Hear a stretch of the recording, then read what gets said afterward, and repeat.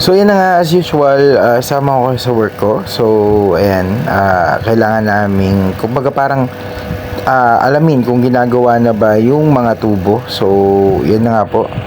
At meron nga po silang ginamit. Actually, hindi ko alam kung tawag dyan, pero ang alam ko, pansip-sip siya ng water. Ayan, so kung makikita nyo, bumubuga nga yung tubig dyan sa may sako.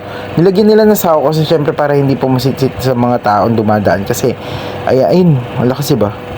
Kasi nga, nandito kami sa may bandang, ano pa tawag dito? Kalye.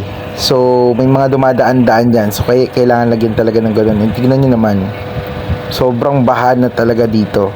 And ang init. Actually, mainit ngayong araw. Hindi naman natin may pagkakaila talagang init. Pero at least kahit pa paano meron pa tayong lilim sa ngayon.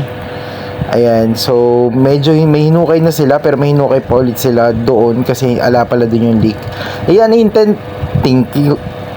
Nabubulal ako. Thank you kay Sir Jeff. Ayan, nagbigay nga po siya ng Mountain Dew. Mountain Dew baka naman, hindi sponsored to pero yun na nga, nilibre tayo Mountain Dew. Maraming salamat Sir Jeff. Ayan, diba? Kahit mainit, meron tayong ngayon, may iniinom. And yan na nga, dahil hindi namin makita, gumamit na kami ng aparatos. Yung aparatos na yun yung ginagamit po namin. Medyo tutusok mo yan, tutusok mo. Tapos pakikinggan mo kung dyan ba nanggagaling yung leak. Hindi ko pa alam kung paano gamitin yan. Medyo tuturuan pa tayo kung paano gamitin yan. Pero yun na nga, binidyo ko nga yung actual na paggamit. Ayan, may monitor yan. Uy guys, grabe yan. Hindi mo pwede talagang yan. Hindi ko alam kung magkano yung eksaktong presyo niya. Pero sa itsura pa lang talaga mukhang sensitive na. And yun na nga. Actually, akala ko may itutulsok doon or merong i-connect ang wire doon. Wala pala. Pero isinesendan niya yung naririnig doon. Ayan, yung nakatusok doon. Galing Grabe na, sobrang high-tech na ngayon. And yan na, pinapanood ko kung paano gamitin. Medyo may pipindutin ka pero hindi ko pa alam kung paano yung mga tamang gawin dyan, yung tamang pindutin. Ayan. And kung makikita nyo nga, ayan, sobrang baha. Pero guys, asa may gilid yan. Pero actually voice over na lang to. So alam ko na kung ano yung mangyayari, kung paano magagawa yan. Pero sabihin ko na rin sa inyo, yaan palang nakikita nyo na yan, nasa may kabilang yan, kabilang side nung sa may bahay. Pero to be honest, hindi pala, walang leak dyan. Sa tinitignan namin dyan. And ang leak nandun sa may hinuhukay nila. Medyo gagawi pa ng konti doon. Mamaya papakita ko sa inyo yung mga hinuhukay nila. And grabe talaga yung hukay dyan. Sobrang taas. Ayan. So yan na nga yung paggamit ng aparatos na yan. Grabe napaka high-tech na talaga ngayon. Ganyan nang humanap ng mga leak para mahanap mo yung actual na merong pan. Kaso nga lang, sobrang sensitive niyan. As in, maririnig mo daw kahit yung aircon ng kapitbahay, parang ganun. And dyan na nga, habang umalis muna kami. Ayan, medyo lunch time. So, kakain muna kami. Pero dumaan muna kami dito sa may terminal dahil isa ito sa may area namin. Ayan, daan-daan muna tayo. Yan nga po pala yung Cabanatuan City Central Terminal. Ayun. Medyo nabubulil pa tayo pero yun yung Central Terminal. And diyan kami sumakay dati, nagpunta ako sa may Pampanga. I don't know kung dito kayo na-upload yun or sa isa kong YouTube channel. Pero yun na nga, nagpunta kaming Pampanga noon. So diyan kami dumaan. Pero yun na nga, dadaan muna kami dito kasi kailangan namin kumain. Huy! Hanap kami ng kainan.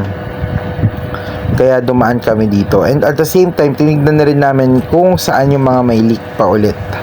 Para ma-report at magawan natin ng MO para, alam mo na, ayun, para magawa na rin ng ating mga takay or ng ating mga tubero. And guys, share ko lang, nakakatuwa kanina. Ayan, so balik tayo dyan. Ayan, yan yung hukay. Bagong hukay niyan guys. Malalim-lalim na. And dyan na nga yung mga ginagawa ng ating mga takay.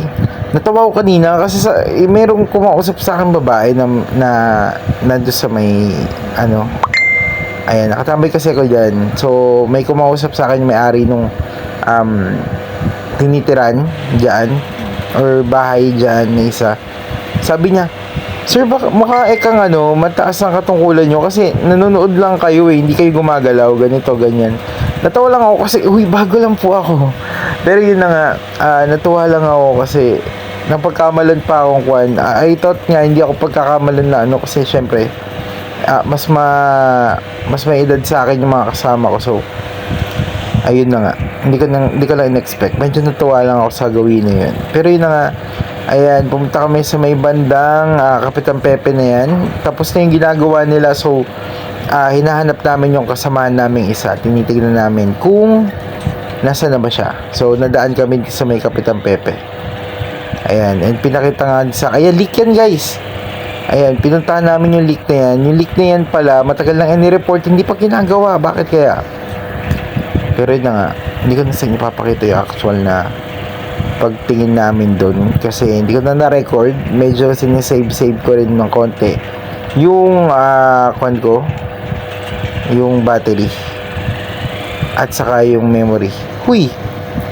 Ayan, so hanggang dito lang guys, medyo pagod na tayo.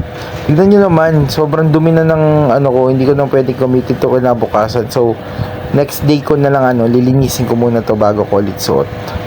And dyan na nga, nakakapagod na araw.